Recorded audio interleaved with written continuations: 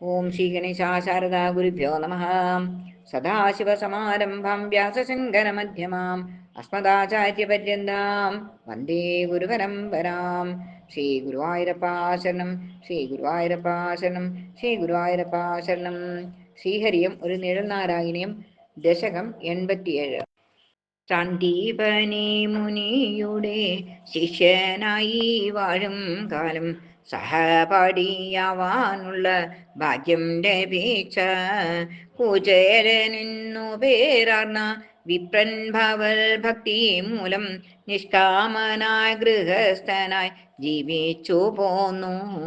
കുചേലനെ പോലെയാണ് പത്നി എന്നാകിലും പ്രഭു മനോജയം നേടിയിടാതെ ചോദിച്ചൊരു നാൾ, നമ്മുടെ ദൂരിതം നീങ്ങാൻ ലക്ഷ്മീകാന്തൻ ശ്രീകൃഷ്ണനെ ഒന്നുപോയി കണ്ടുകൂടെ മാമവല്ലഭാം.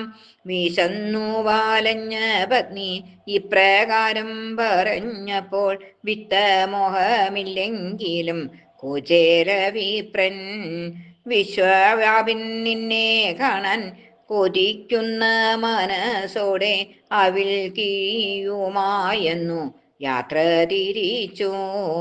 ഗോപുരവാടത്തിൽ തന്നെ കുചേലനെ കണ്ട നേരം ഗോകുലേശൻ ഓടി വന്നു കെട്ടിപ്പുണർന്നു. അവശനാം സുഹൃത്തിനെ അനുപമ ഭക്തിയോടെ ആദരിച്ചു അച്യുതനും പൂജ തുടങ്ങി. സൽക്കാരങ്ങൾ കഴിഞ്ഞപ്പോൾ സപ്രമഞ്ചത്തിലിരുത്തി സകലേശൻ സുഹൃത്തിനോടേവം പറഞ്ഞു. വിറകിനായി ഗുരുപത്നി പറഞ്ഞതും കാട്ടിൽ വച്ചു മഴ കൊണ്ട സംഭവവും ഓർമ്മിക്കുന്നുവോ? നാണം കൊണ്ടു കൊടുക്കുവാൻ മടിച്ചൊരു അവിൽ പൊതി നാരായണൻ തട്ടിപ്പറിച്ചെടുത്തു തിന്നു. ഒരു പിടി തിന്ന നേരം ഓരോ പാടുധനമായി ഒടുവിൽ രുക്മിണി ദേവി തടഞ്ഞുവല്ലോ.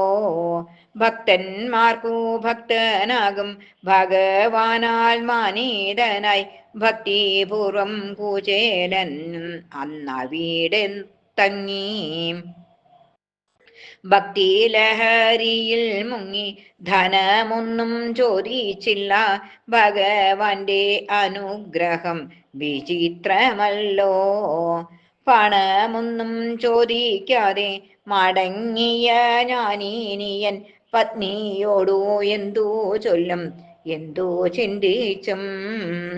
പരമപുരുഷാനിന്റെ പുണ്യരൂപം ഓർത്തുകൊണ്ടും പഠിക്കലെത്തിയ വിപ്രൻ പകച്ചുപോയി. വീടോ മാറിയോ എന്നു ശങ്കിച്ച കുചേല വിപ്രനോ വീടിനുള്ളിൽ കയറിയ നേരത്തു കണ്ടു വിഷ്ണു പത്നിയെ പോലവേ സർവാലങ്കാരമണിഞ്ഞ വിപ്രപത്നിയെയും മുതാ ആശ്ചര്യം തന്നെ. മണിമയ ഗൃഹത്തിലെ സുഖങ്ങളിൽ ഭ്രമിക്കാതെ മണിവർണ്ണ ഭക്തിയോടെ ജീവിച്ചു വിപ്രൻ. ഭക്തരുടെ ആഗ്രഹങ്ങൾ സാധിപ്പിക്കും ഭഗവാനെ ഭക്തി നൽകി മമ രോഗം മാറ്റിത്തരേണേ. സർവം ശ്രീകൃഷ്ണാർപ്പണമസ്തു.